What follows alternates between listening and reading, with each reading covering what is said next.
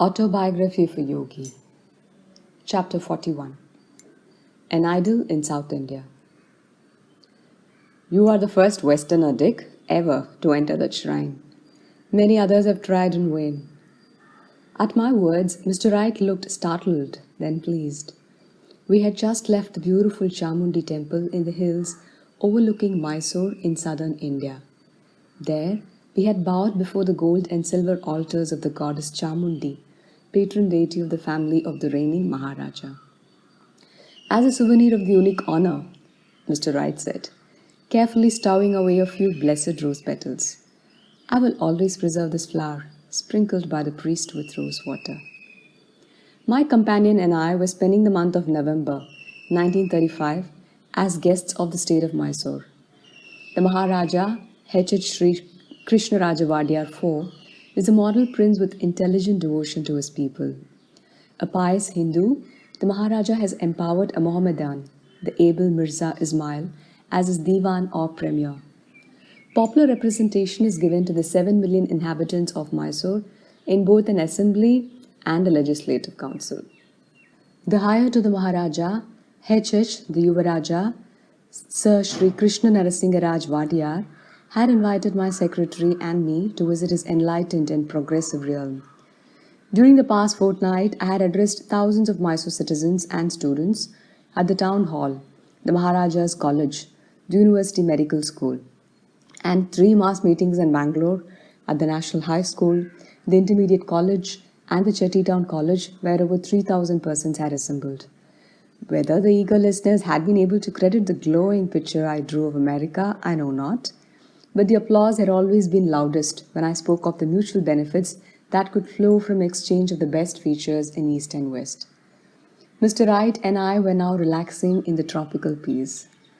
His travel diary gives the following account of his impressions of Mysore.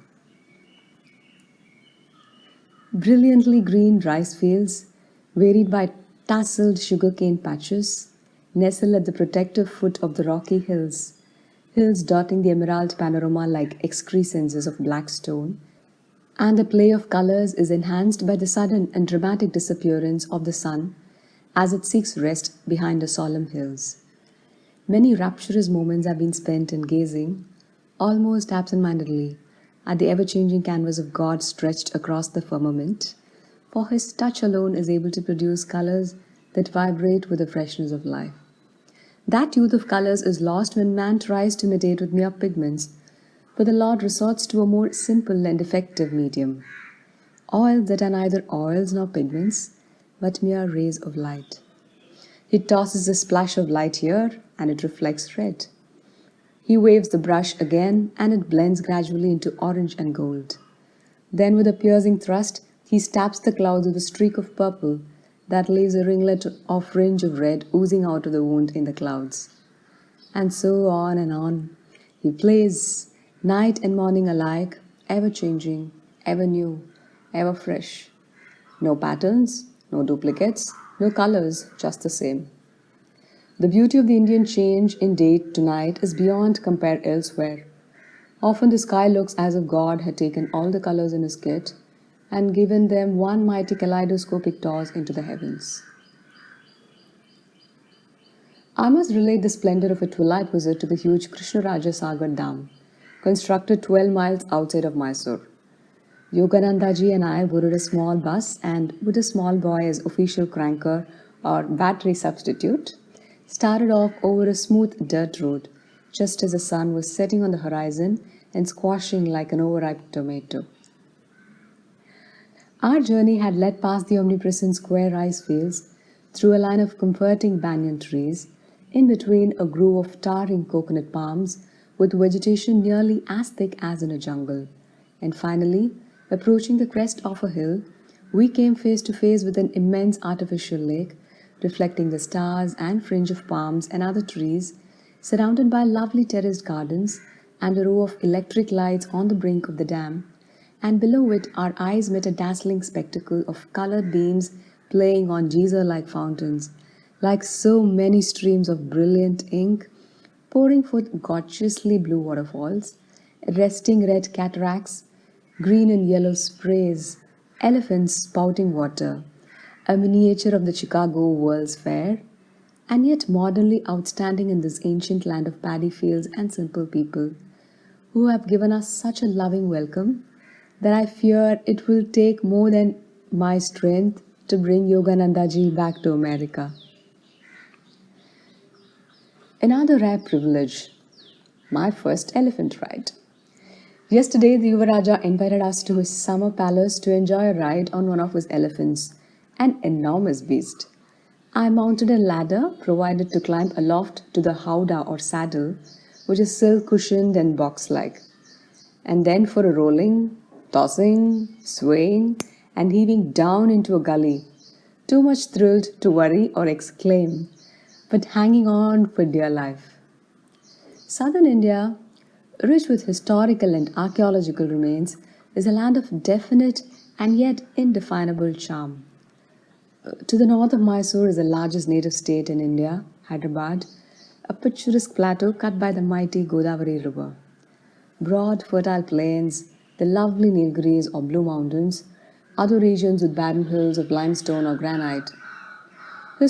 Hyderabad history is a long, colorful story starting 3000 years ago under the Andhra kings and continuing under Hindu dynasties until 1294, when it passed to a line of Muslim rulers who reigned to this day. The most breathtaking display of architecture, sculpture, and painting in all India is found at Hyderabad in the ancient rock sculptured caves of Ellora and Ajanta. The Kailasa at Ellora, a huge monolithic temple, possesses carved figures of gods, men, and beasts in the stupendous proportions of a Michelangelo. Ajanta is the site of 5 cathedrals and 25 monasteries, all rock excavations maintained by tremendous frescoed pillars on which artists and sculptors have immortalized their genius. Hyderabad city is graced by the Osmania University and by the imposing Mecca Masjid Mosque, where 10,000 Mohammedans may assemble for prayer. Mysore State, too, is a scenic wonderland, 3,000 feet above sea level, abounding in dense tropical forests, the home of wild elephants, bison, bears, panthers, and tigers. Its 2 chief cities, Bangalore and Mysore, are clean, attractive, with many parks and public gardens. Hindu architecture and sculpture achieved the highest perfection in Mysore under the patronage of Hindu kings from the 11th to the 15th centuries. The temple at Belur, an 11th century masterpiece completed during the reign of King Vishnuvardhana, is unsurpassed in the world for its delicacy of detail and exuberant imagery. The rock pillars found in northern Mysore date from the 3rd century BC, illuminating the memory of King Ashoka. He succeeded to the throne of Maurya dynasty then prevailing. His empire included nearly all of modern India, Afghanistan, and Balochistan. This illustrious emperor, considered even by Western historians to have been an incomparable ruler, has left the following wisdom on a rock memorial. This religious inscription has been engraved in order that our sons and grandsons may not think a new conquest is necessary. That they may not think conquest by the sword deserves the name of conquest. That they may see in it nothing but destruction and violence. That they may consider nothing as true conquest save the conquest of religion. Such conquests have value in this world and in the next. Ashoka was a grandson of the formidable Chandragupta Maurya, known to the Greeks as Sandrocotis, who in his youth had met Alexander the Great. Later, Chandragupta destroyed the Macedonian garrisons left in India, defeating the invading Greek army of Seleucus in the Punjab, and then received at his Patna court the Hellenic ambassador Megasthenes. Intensely interesting stories have been minutely recorded by Greek historians and others who accompanied or followed after Alexander in his expedition to India. The narratives of Arrian, Diodorus, Plutarch, and Strabo, the geographer, have been translated by Dr. J. W. M. Crindle to throw a shaft of light on ancient India. The most admirable feature of Alexander's unsuccessful invasion was the deep interest he displayed in Hindu philosophy and in the yogis and holy men whom he encountered from time to time and whose society he eagerly sought. Shortly after the Greek warrior had arrived in Taxila in northern India, he sent a messenger, one Sikrutos, a disciple of the Hellenic school of Diogenes, to fetch an Indian teacher, Dandamis, a great sannyasi of Taxila. Hail to thee, O teacher of Brahmins! Onesicritus said after seeking out Dandamis in his forest retreat. The son of the mighty god Zeus, being Alexander, who is the sovereign lord of all men, asks you to go to him, and if you comply, he will reward you with great gifts. But if you refuse, he will cut off your head. The yogi received this fairly compulsive invitation calmly and did not so much as lift up his head from his couch of leaves. I am also a son of Zeus, if Alexander be such, he commented. I want nothing that is Alexander's, for I am content with what I have, while I see that he wanders with his men over sea and land for no advantage, and is never coming to an end of his wanderings. Go and tell Alexander that God, Supreme King, is never the author of insolent wrong, but is a creator of light, of peace, of life, of water, of the body of man and of souls. He receives all men when death sets them free, being in no way subject to evil disease. He alone is the God of my homage, who abhors slaughter and instigates no wars. Alexander is no god, since he must taste of death, continued the sage in quiet scorn. How can such as he be the world's master, when he has not yet seated himself on the throne of inner universal dominion? Neither as yet has he entered living into Hades, nor does he know the course of the sun through the central regions of the earth, while the nations on its boundaries have not so much as heard his name. After this chastisement, surely the most caustic ever sent to assault the ears of the Lord of the world, the sage added ironically, if Alexander's present dominions be not capacious enough for his desires, let him cross the Ganges river. There he will find a region able to sustain all his men, if the country on this side be too narrow to hold him. Know this, however, that what Alexander offers and the gifts he promises are things to me utterly useless. The things I prize and find of real use and worth are these leaves, which are my house, these blooming plants which supply me with daily food, and the water which is my drink, while all other possessions which are amassed with anxious care are wont to prove ruinous to those who gather them, and cause only sorrow and vexation, with which every poor mortal is fully fraught. As for me, I lie upon the forest leaves, and have nothing which requires guarding, close my eyes in tranquil slumber, whereas had I anything to guard, that would banish sleep. The earth supplies me with everything, even as a mother her child with milk. I go wherever I please, and there are no cares with which I am forced to cumber myself. Should Alexander cut off my head, he cannot also destroy my soul. My head alone, then silent, will remain, leaving the body like a torn garment upon the earth, whence also it was taken.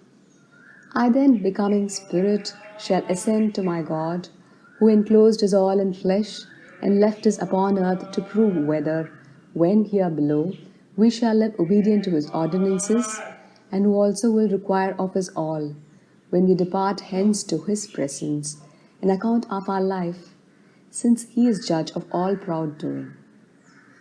For the groans of the oppressed become the punishment of the oppressor. Let Alexander then terrify with these threats those who wish for wealth and who dread death. For against us, these weapons are both alike powerless. The Brahmins neither love gold nor fear death. Go then and tell Alexander this: Dandamis has no need of aught that is yours, and therefore will not go to you. And if you want anything from Dandamis, come you to him. With close attention, Alexander received through Onesicritus the message from the yogi, and felt a stronger desire than ever to see Dandamis, who, though old and naked, was the only antagonist in whom he, the conqueror of many nations, had met more than his match. Alexander invited to Taxila a number of Brahmin ascetics noted for their skill in answering philosophical questions with pithy wisdom. An account of the verbal skirmish is given by Plutarch.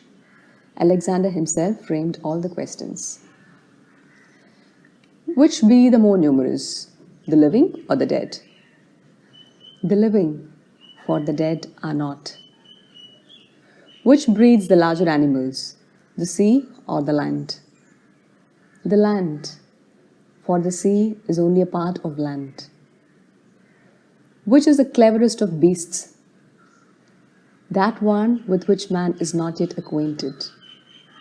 Man fears the unknown. Which existed first, the day or the night? The day was first by one day. This reply caused Alexander to betray surprise. The Brahmin added, impossible questions require impossible answers. How best may a man make himself beloved? A man will be beloved if, possessed with great power, he still does not make himself feared. How may a man become a god? By doing that which it is impossible for a man to do. Which is stronger, life or death? Life, because it bears so many evils. Alexander succeeded in taking out of India, as his teacher, a true yogi. This man was Swami Spines, called Kalanos by the Greeks because the saint, a devotee of God in the form of Kali, greeted everyone by pronouncing her auspicious name. Kalanos accompanied Alexander to Persia. On a stated day at Susa in Persia, Kalanos gave up his aged body by entering a funeral pyre in view of the whole Macedonian army. The historians record the astonishment of the soldiers who observed that the yogi had no fear of pain or death and who never once moved from his position as he was consumed in the flames. Before leaving for his cremation, Kalanos had embraced all his close companions but refrained from bidding farewell to Alexander, to whom the Hindu sage had merely remarked, I shall see you shortly in Babylon. Alexander left Persia and died a year later in Babylon. His Indian guru's words had been his way of saying he would be present with Alexander in life and death. The Greek historians have left us many vivid and inspiring pictures of Indian society. Hindu law, Aryan tells us, protects the people and ordains that no one among them shall, under any circumstances, be a slave, but that, enjoying freedom themselves, they shall respect the equal right to it which all possess. For those, they thought, who have learned neither to domineer over nor cringe to others, will attain the life best adapted for all vicissitudes of lot. The Indians, runs another text, neither put out money at usury nor know how to borrow. It is contrary to established usage for an Indian either to do or suffer a wrong, and therefore they neither make contracts nor require securities. Healing, we are told, was by simple and natural means. Cures are effected rather by regulating diet than by the use of medicines. The remedies most esteemed are ointments and plasters. All others are considered to be in great measure pernicious. Engagement in war was restricted to the Kshatriyas or warrior caste. Nor would an enemy, coming upon a husbandman at his work on his hand, do him any harm, for men of this class, being regarded as public benefactors, are protected from all injury. The land thus remaining unravaged and producing heavy crops supplies the inhabitants with the requisites to make life enjoyable. The Emperor Chandragupta, who in 305 BC had defeated Alexander's general, Seleucus, decided 7 years later to hand over the reins of India's government to his son. Traveling to South India, Chandragupta spent the last 12 years of his life as a penniless ascetic. seeking self-realization in a rocky cave at Shravanabelagola, now honored as a Mysore shrine. Nearby stands the world's largest statue, carved out of an immense boulder by the Jains in AD 983 to honor the saint Komateshvara. The ubiquitous religious shrines of Mysore are a constant reminder of the many great saints of South India. One of these masters, Tayu Manavar, has left us the following challenging poem. You can control a mad elephant. You can shut the mouth of the bear and the tiger. You can ride a lion. You can play with a cobra. By alchemy, you can eke out your livelihood. You can wander through the universe incognito. You can make vassals of the gods. You can be ever youthful. You can walk on water and live in fire. But control of the mind is better and more difficult. In the beautiful and fertile state of Travancore in the extreme south of India, where traffic is conveyed over rivers and canals, the Maharaja assumes every year a hereditary obligation to expiate the sin incurred by wars and the annexation in the distant past of several petty states to Travancore. For 56 days annually, the Maharaja visits the temple thrice daily to hear Vedic hymns and recitations.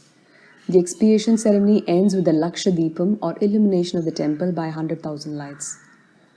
The great Hindu lawgiver Manu has outlined the duties of a king.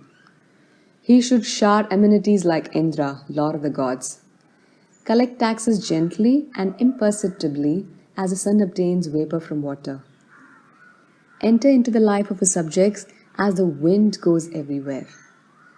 Mete out even justice to all like Yama, god of death. Bind transgressors in a noose like Varuna, Vedic deity of sky and wind. Please all like the moon. Burn up Push's enemies like the god of fire, and support all like the earth goddess. In war, a king should not fight with poisonous or fiery weapons, nor kill weak or unready or weaponless foes, or men who are in fear, or who pray for protection, or who run away. War should be resorted to only as a last resort. Results are always doubtful in war. Madras Presidency on the southeast coast of India contains the flat, spacious, sea-grid city of Madras, and Kanjivaram, the Golden City, capital site of the Pallava dynasty, whose kings ruled during the early centuries of the Christian era. In modern Madras Presidency, the non-violent ideals of Mahatma Gandhi have made great headway. The white distinguishing Gandhi caps are seen everywhere. In the south, generally, the Mahatma has effected many important temple reforms for untouchables as well as caste system reforms. The origin of the caste system, formulated by the great legislator Manu, was admirable. He saw clearly that men are distinguished by natural evolution into 4 great classes: those capable of offering service to society through their bodily labor, Sudras; those who serve through mentality, skill, agriculture, trade, commerce, business life in general, Vaishyas; those whose talents are administrative, executive, and protective, rulers and warriors, Kshatriyas; those of contemplative nature, spiritually inspired and inspiring, Brahmins. Neither birth, nor sacraments, nor study, nor ancestry can decide whether a person is twice born. That is a Brahmin. The Mahabharata declares, character and conduct only can decide. Manu instructed society to show respect to its members insofar as they possessed wisdom, virtue, age, kinship, or lastly, wealth. Riches in Vedic India were always despised if they were hoarded or unavailable for charitable purposes.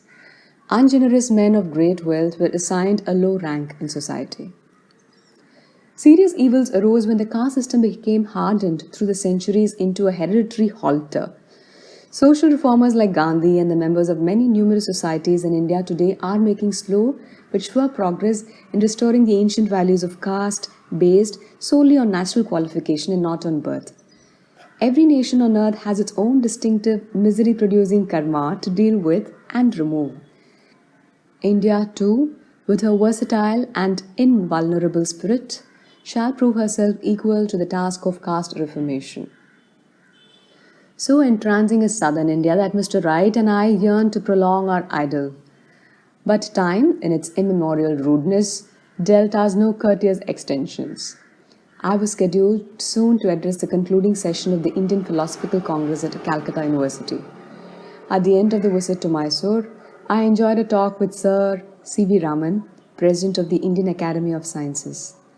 This brilliant Hindu physicist was awarded the Nobel Prize in 1930 for his important discovery in the diffusion of light, the Raman effect, now known to every schoolboy.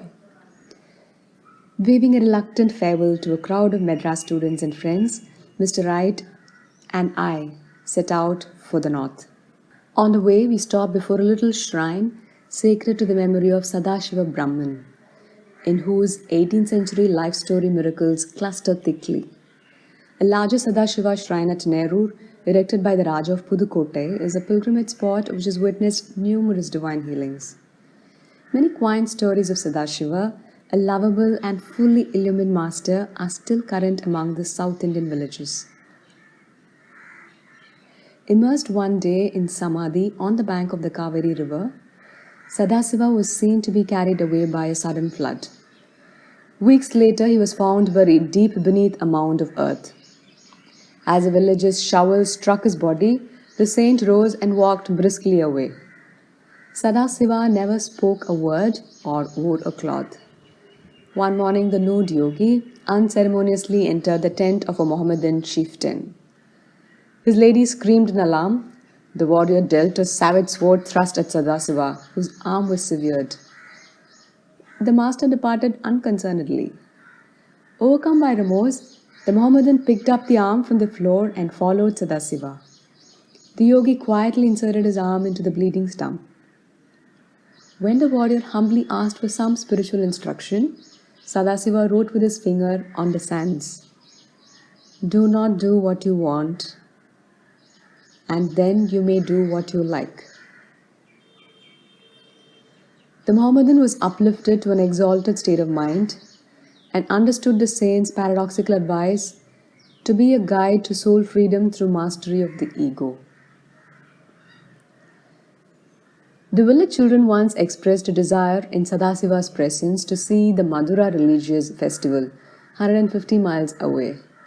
The yogi indicated to the little ones that they should touch his body. Lo, instantly the whole group was transported to Madura. The children wandered happily among the thousands of pilgrims. In a few hours, the yogi brought the small charges home by his simple mode of transportation. The astonished parents heard the vivid tales of the procession of images and noted that several children were carrying bags of Madura sweets. An incredulous youth derided the saint and the story. The following morning he approached Sadashiva. "Master," he said scornfully, "why don't you take me to the festival, even as you did yesterday for the other children?" Sadashiva complied. The boy immediately found himself among the distant city throng. But alas, where was the saint when the youth wanted to leave? The weary boy reached his home by the ancient and prosaic method of foot locomotion.